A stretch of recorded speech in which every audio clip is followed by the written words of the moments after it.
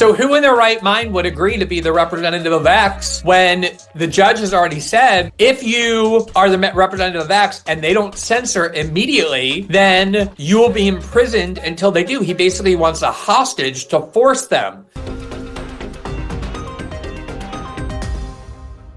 We're going to start with Elon Musk in a battle now as Brazil, where you happen to live, is kicking X out of Brazil, threatening Elon, saying he has to pay $3 million in fines because he won't do what they tell him to do. But meanwhile, X, unbeknownst to me until this story broke, is huge in Brazil. It's, in fact, one of its biggest forums. And Elon, so far, standing firm on not doing what the government wants him to do. So put this in perspective for us. So first of all, I think when a lot of people hear what's happening in Brazil, people in the United States think, oh, that's a little bit distant from me. It doesn't have a lot to do with me.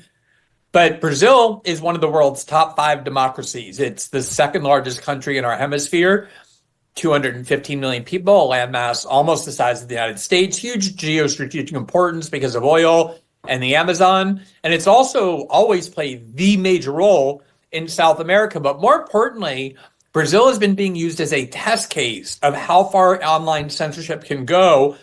People in Western Europe, even the United States, have conferences. They invite these Brazilian judges, these Brazilian prosecutors and officials who are implementing a system of online censorship that may be a couple of steps ahead of where Europe and the United States is, but on that same path. So it has great relevance because a lot of censors in the West are watching how far it can go. And the fact that X, which it's not the biggest app in Brazil, just like it's not in the US, you have Instagram and YouTube that are bigger. But in terms of politics and news and free speech and the like, it is the epicenter and has long been the epicenter of Brazilian journalism, activism, dissent. And for you to now have a single judge in Brazil with the support of the Brazilian political class banning the app, not only banning it, but making it a crime to use a VPN to access X. If you're in Brazil, a VPN allows you, to disguise where you are. It's used in a lot of authoritarian countries. The Chinese use it, the Russians use it to access prohibited sites. Really gives you a sense of how extreme states are becoming in terms of their determination to control the flow of information on platforms that they currently can't control. They demanded that Elon appoint a local representative of X who is based in Brazil. He refused to do it because he thought, you just want to threaten me by arresting my guy. You want me to appoint Glenn Greenwald.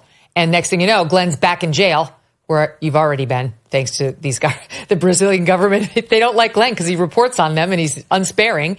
But anyway, he sees the game that they're trying to play and he's a step ahead of them. But right now, he's been shut down. And this really is an important means of allowing free speech in a place like Brazil. So how do you see this ending? Yeah, so I think this is the crucial point is, in theory, it isn't that unreasonable for a country to say, if you want to operate in our country, you have to have a physical representative in our country. In theory, that's a sort of reasonable thing to do. Most countries will have that. If you want to operate in the United States, of course, you need a physical office and a representative.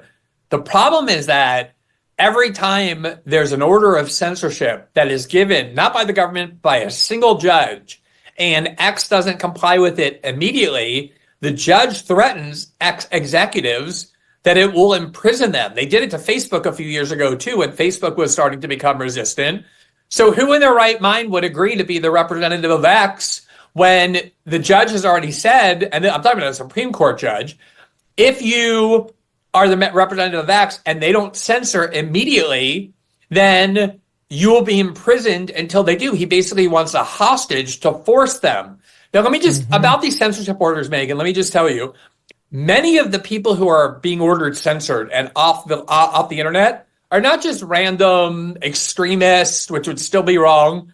We're talking mostly about elected officials of the federal Congress, the federal Senate, the most known people in Brazil whose crime is that they, number one, support Jair Bolsonaro and the right-wing movement, and number two, that they frequently criticize the Supreme Court. The mentality of the Supreme Court in Brazil is any criticism of us, any questioning of our legitimacy is an attack on Brazilian democracy itself. And this is becoming the mentality in the broader West, that if you question our decrees on COVID, you question our decrees on war, on January 6th, on election integrity, it's not just wrong, you have to be banned because you're threatening the security of our society itself. And that is the mentality that is being implemented first in Brazil, but is being deeply watched and monitored by other countries who want to do the same.